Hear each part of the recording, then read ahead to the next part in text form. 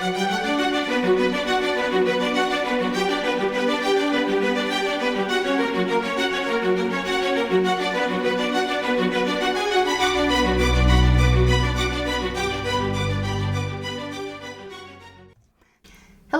I'm Dr. Megan Easley-Walsh. Welcome back to History Stories. We've made it to episode 10 once again.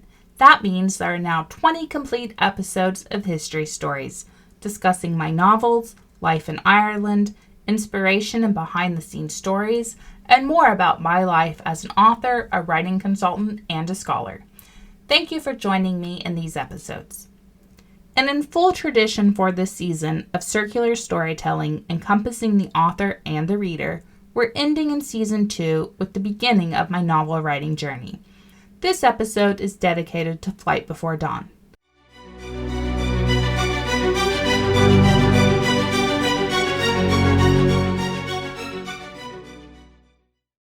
It began season 1, and it was the first full-length novel that I ever wrote.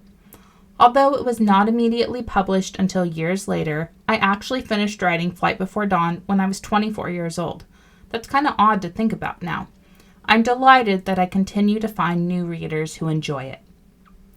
In the first episode of season 1, I spoke about visiting Normandy, my mini Memorial Day spent at the Lorraine American Cemetery, and even how the beaches of Wexford here in Ireland were used for filming locations in the movie Saving Private Ryan.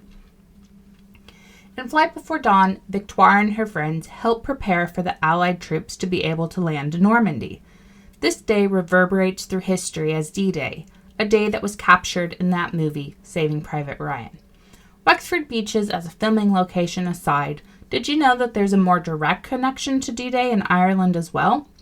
So far, I've spoken about places that I've personally visited during this season. Although I have been to County Mayo, I haven't yet been to Blacksod Lighthouse near Benmullet. Perhaps that is fitting, to end on an episode that insists that there is always more to explore, to learn, and to read about. In this small lighthouse on the western coast of Ireland, world history changed. Perhaps you know that Ireland is famous for rainy days. The millions of shades of green have to come from somewhere after all. In the episode on North Star Home this season, I spoke about Newgrange and how its roof has remained watertight for over 5,000 years. You may wish to listen to that episode if you haven't yet. In June 1944, the North Atlantic was enduring waterlogged days as the Allies prepared to cross into occupied Normandy. In Flight Before Dawn, this scene of waiting in eager anticipation, not on June 6th, but on a day earlier on June 5th, is depicted. That's right.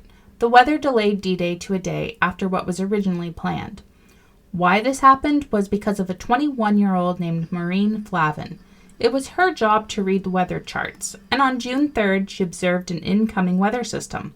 She confirmed her observations with Ted Sweeney, and her advice to the Allies via Eisenhower's chief meteorologist James Stagg of the Royal Air Force pushed back D-Day by a day, giving the Allies an important boost in their successful landing and potentially saving countless lives.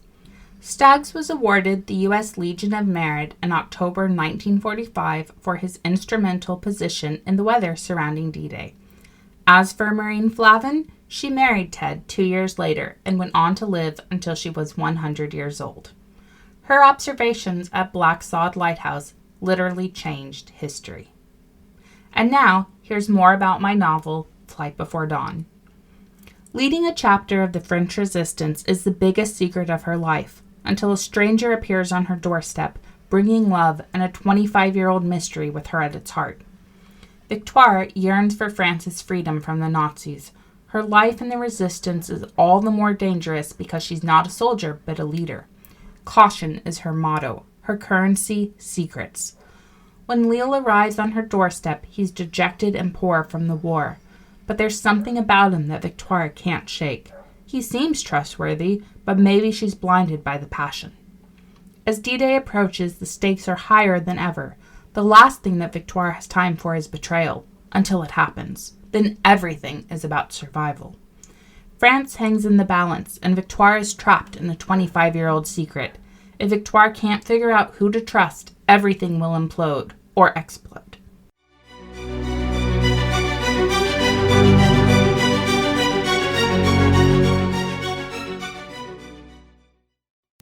And now, here's not only how Flight Before Dawn began, but my entire novel writing career. Autumn, 1943. Normandy, France. Betrayed. I was always so careful and trusted so few. I never let myself get close to the wrong people, yet somehow, despite all that, I was betrayed. There are 1,000 secrets in war. I have held many. Never did I suspect that as I guarded my secrets, someone else harbored a closely guarded secret with me at the center, a secret that's remained hidden for 25 years. Victoire. Pebbles slipped beneath Victoire's feet as she moved deeper into the cave. The waves lapped against her boots, urging her on in her steps. Shortly, the tide would wash over the area, but the contents of her pocket burned with greater compulsion. A lone dog barked in the distance, reminding Victoire that others could also creep among the shadows. She had but one guarantee: danger. Moonlight served as a lantern, beckoning her farther into the cavern of solace. Her right hand lifted to trace the stones that she had touched countless times before. I'm pausing early on this one, because I want to linger on that image, retracing where the stones have been before. Revisiting old books is like that. Speaking about my novels again, sharing them with a new audience is like that as well. History is not only linear, but also expansive, comes back to itself, and most importantly of all, we must consider what it is that we wish to be centered in. History, in many ways, is a grounding point, an origin on a map, contextualization for a story, or texture in a painting. But history is special in another way as well. For many subjects, we study them. In history, yes, we study it, particularly if you are someone like me who is a historian. But history also allows all of us to be participants. We don't just study history, we make it. Our voices matter. Our efforts matter. What we do matters. We are making history. Let's make it good. Thank you for joining me for this season of History Stories. I hope that you've enjoyed exploring my novels in a new way through visiting some sites that make me think of my characters and stories. I am fortunate to be surrounded by a wealth of resources and inspiration. Even if you're not in Ireland, many of these sites can be explored via their websites, where you can come face-to-face with paintings in the National Gallery, explore the papyri of the Chester Beatty, or even watch the chambers of Newgrange light up on the winter solstice via live stream videos. The internet allows the world to shrink, transporting us to other locations instantly. But this potent magic is nothing new. Books have been traveling capsules into other time periods and locations for centuries. Like the painting in the very first episode of this season, we have the ability to reach across centuries and encounter history. We have the ability to find inspiration and strength, in courage, and in kindness from those who have gone before us. Until next time, may you be happy, healthy, and well. Happy reading! You can find all of my books in multiple formats, and you can be in touch via my website.